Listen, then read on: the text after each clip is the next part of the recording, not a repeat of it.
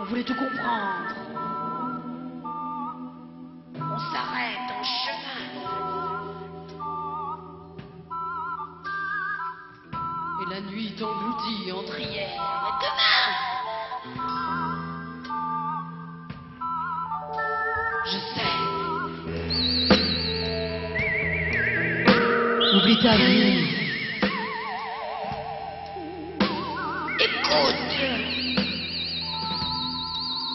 Eh bien.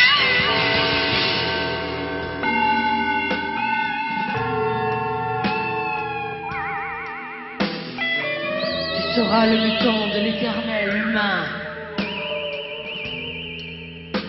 Viens.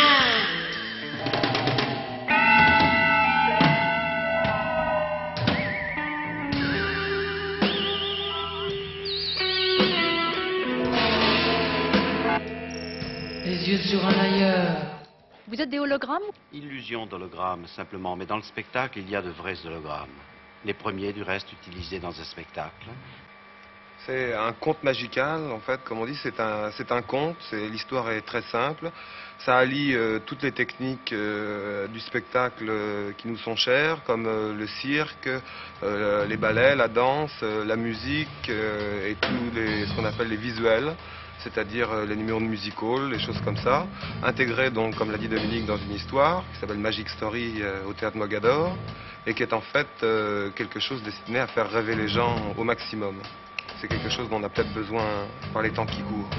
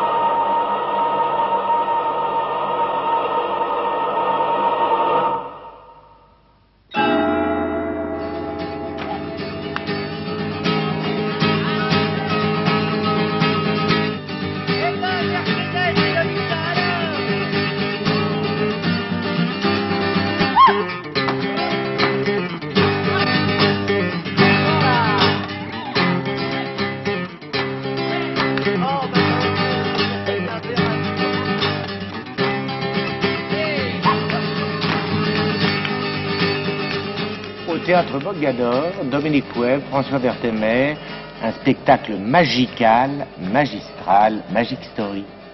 Cher monsieur, voulez-vous venir là? Vous aussi. Voulez-vous vous serrer la main? Dites-vous bonsoir. Parfait.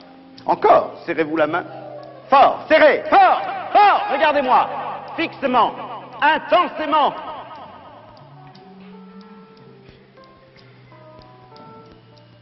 Permettez.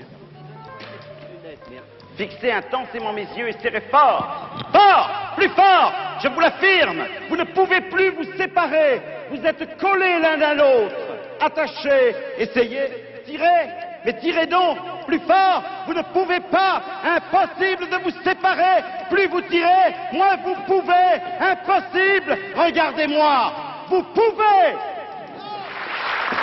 Voyez cette marbre complètement vide. Hop! Stupéfiante apparition. Ah ben ça c'est la malle sanglante. Mais au théâtre de la Madeleine, il y a des coffres remplis de corps. Et c'est Arsenic et vieilles dentelles par la compagnie Valère de Sailly, une mise en scène de Jacques Rony. Bonsoir. Puis-je vous emprunter votre cravate, José? Ah, je préfère ça que la montre, oui, de loin. Je vais vous donner celle-là, attendez. Voilà. Et vous confiez un petit morceau simplement, Oui, si vous afin voulez. que vous puissiez éventuellement la reconnaître tout à l'heure. Tenez, c'est à vous après tout. Les ciseaux maintenant. Parfait. Si vous voulez bien la couper à peu près là, au milieu. Ah. Hop, voilà qui est parfait. Très bien. Nous avons deux cravates. Une peur affreuse. Pour les raccommoder, ce n'est pas difficile. Il suffit de former un nœud très serré, tout petit. Voilà qui est fait. Elle est raccommodée. Ça ne vous Comment plaît c'est pas? possible? C'est comment? Oui. Vous riez, mais jaune. Oui, parce qu'en fait... De papillon, c'est joli pourtant. Non, mais je crois qu'elle est Non, vraiment... ça ne vous plaît Elle est pas. vraiment foutue. J'ai peut-être raté mon coup. Voulez-vous prendre pas- un bout de la cravate? Oui. Je souffle, et la cravate est à présent tout à fait raccommodée, parfaitement solide. Ah, Ça, c'est le petit morceau. Ça, mais le petit morceau, remarquez, ouais. nous pouvons, si vous voulez, je peux vous expliquer comment ça se passe. Ce n'est pas difficile. Oui. Il suffit, avec les Pardon ciseaux, de couper à nouveau la cravate. On obtient deux morceaux qui ont presque du reste la même longueur. J'enfonce les morceaux coupés dans la main, un peu de poudre magique, et aussitôt, la cravate est à nouveau tout à fait raccommodée. Ah, là, je suis quand même assez soufflé, oui. Mais il y a des choses qui me soufflent, d'ailleurs, pas mal de choses. Au Lucernaire, il y a une chose qui m'a épaté, c'est Claude Verlinde, le grand peintre, qui a mis son talent au service du théâtre pour une pièce de Christian Le Guillochet, J'affabule, et c'est un spectacle superbe. Et puis, il y a Sylvie Joly, la superbe Sylvie Joly aussi, qui travaille au Lucernaire. Et pendant que je fais mon nœud de cravate, puisqu'il est rouge, ça me fait penser au cirque de Pékin. Le cirque de Pékin qui est au Palais des Congrès. Il y a d'excellents, de très très grands numéros du reste. Oui. Nous avons aussi des numéros de cirque dans Magic Story. C'est pas vrai. Ah oui.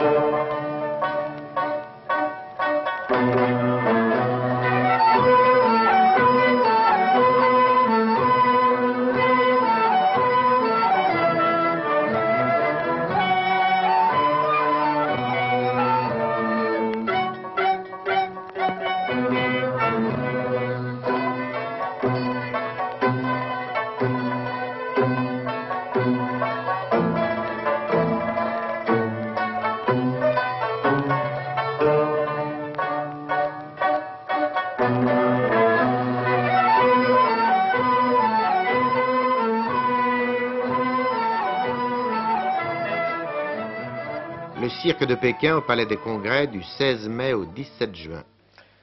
On l'a bien eu, Dominique Webb, hein? Je crois qu'on l'a fait proprement. Enfin, est-ce qu'on peut après demander à la bûche comment elle a ressenti la chose? Jean-Paul Faré, quel a été le moment le plus douloureux? Il y en a eu un ou pas, franchement? C'est pas douloureux. Ça pique un peu seulement, oui. Ça picote sur la fin, mais Oui. ça se passe bien, la colonne vertébrale, tout va bien. Ça, c'est le moment un peu difficile parce qu'il faut passer entre deux vertèbres. Hein, c'est ça, Exactement. Pas louper le disque.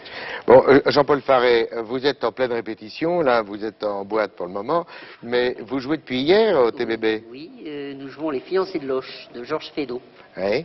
qui était une pièce qui n'a pas été jouée au théâtre depuis 1888, quand même, il faut le dire. Ouais. C'est une grande pièce de Feydeau en 3 actes. Ouais. Avec une distribution éblouissante. Oui, il y a Marc Dudicourt, Daniel-Émile Forck, Denise Perron, Albert Delpy, Vinaillot, Agathe Alexis, Jean-Jacques Moron, Gérard Suruc, Stéphanie Loïc et moi-même. C'est fabuleux parce que je crois qu'il n'oubliait personne. Non, non. Et les décors et costumes sont de Patrice Cochetier. Et alors vous faites ce qu'on appelle le double travail. Oui, c'est pour la première fois de ma vie, je me suis lancé dans la mise en scène. Hum. Enfin, donc je ne joue pas un grand rôle. Oui. C'est moi qui anime un peu tout ça. Vous allez jouer pour longtemps au TBB ou c'est parce que le théâtre de Boulogne-Billancourt, faut le dire, chez Jean-Pierre Grenier, est toujours programmé comme ça à longue échéance. Donc vous jouez combien de fois? On joue 30 fois en 2 séries jusqu'au 24 mai et ensuite du 9 juin au 27 juin. Bon, ben écoutez, ça va très bien. Dites-moi, est-ce que je pourrais récupérer mes chaussures quand même là? On les laisse? Pas de problème. On va les laisser, alors d'accord, on va vous les donner.